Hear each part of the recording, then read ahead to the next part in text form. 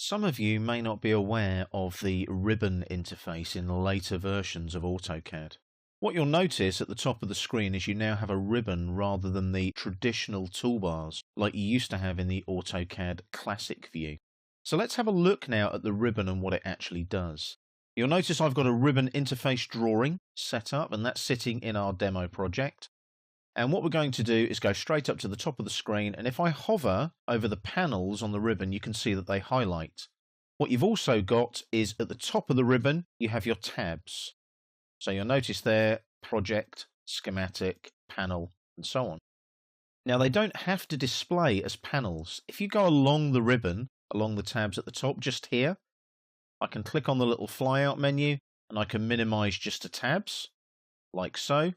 If I click again, I can minimize to panel titles, like so. If I click again, I can minimize to panel buttons, like so. I can also cycle through all of them, and as I click through now, it goes through each one as I click, and then I go back to where I was at the beginning, the default setting.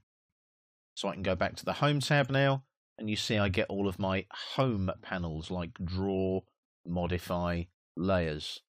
If I go to the Project tab, I get panels such as Project Tools and Other Tools. Now you'll notice when I hover over a panel, it highlights only when there's a flyout menu. Can you see that there? Project Tools does not have a flyout menu. Other Tools has a little triangle. Click there, and there's other commands. You can pin those open using the pin, like that, and they stay open. If I unpin, as soon as I move away, they fly back into the ribbon itself.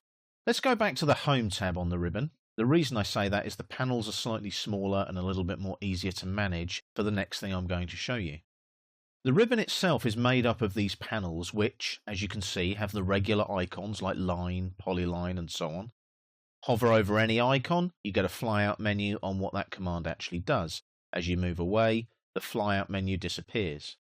What would it be like, though, if I could actually bring one of those panels into the drawing area? Now, because of the resolution I'm using to record the video here, I don't have a lot of screen real estate.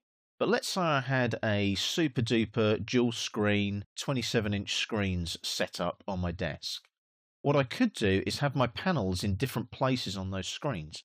It's very easy to do. Click and hold on the panel title bar and drag.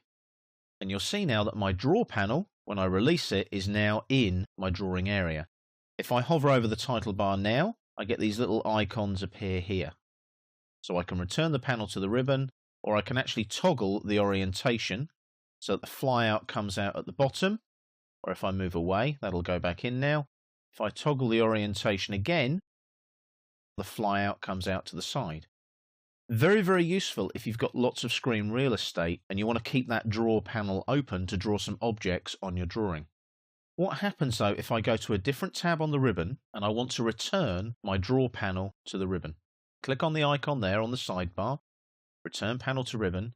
It doesn't appear on the project tab, but if I go back to the Home tab now, you'll see that draw is back on the left-hand end of the Home tab on the ribbon interface. So you can see that this ribbon interface is very, very useful. You can customize it. You can move the panels around if you want to. The good thing is it's now all at the top of the screen, and the flyouts allow you to access other parts of the panel. You can pin those open like that. So my modify commands are now pinned open for as long as I want them to be. I can then click on that pin again and it flies back into the ribbon again. It's a very, very useful tool. The ribbon is excellent because the flyouts just pop out. So if I go here to layer states, they just appear.